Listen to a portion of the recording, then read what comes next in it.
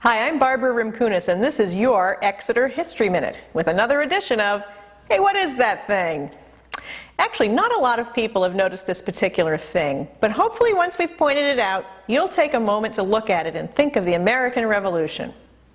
So you're out walking on Front Street. Maybe you're walking your dog. As you approach the downtown, just opposite the post office, you notice an empty lot. Well, chances are your dog will notice it first. Just to one side, there's an awkward-looking curbstone that upon closer inspection seems to have something carved in it. The stone is inscribed with the letters SB. So what is that thing? Perhaps it will help if you take a look at it in 1929, when the hitching post of Samuel Brooks was fully excavated.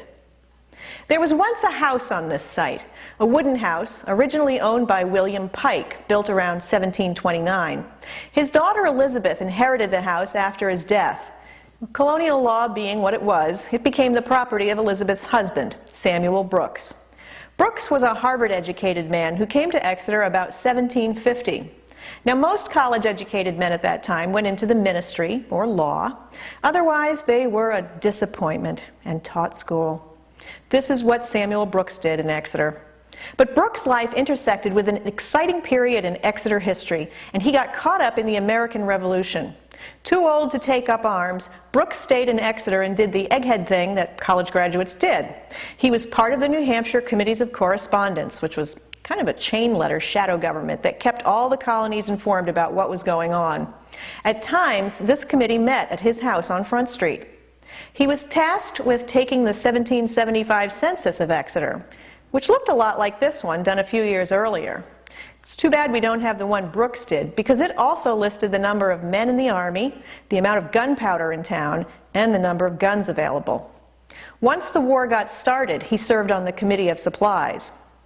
After Brooks' death in 1807, the house changed hands a few times. It was enlarged, it was altered. In 1845, the lot was purchased to build a church that most people will remember as the Old Methodist Church that burned down in 2003. The Samuel Brooks house was slated to be moved to a new location, something we do a lot in Exeter. But this time, the move didn't go so well. After they rounded the corner onto Elm Street, the building collapsed. Parts of it were used to build a house on Maple Street, but that house is also gone.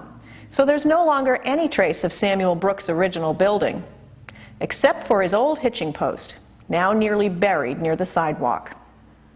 This Exeter History Minute was brought to you by Foy Insurance. You can join the Exeter Historical Society by going to our website, www.exeterhistory.org. We need your support to keep our History Minutes coming.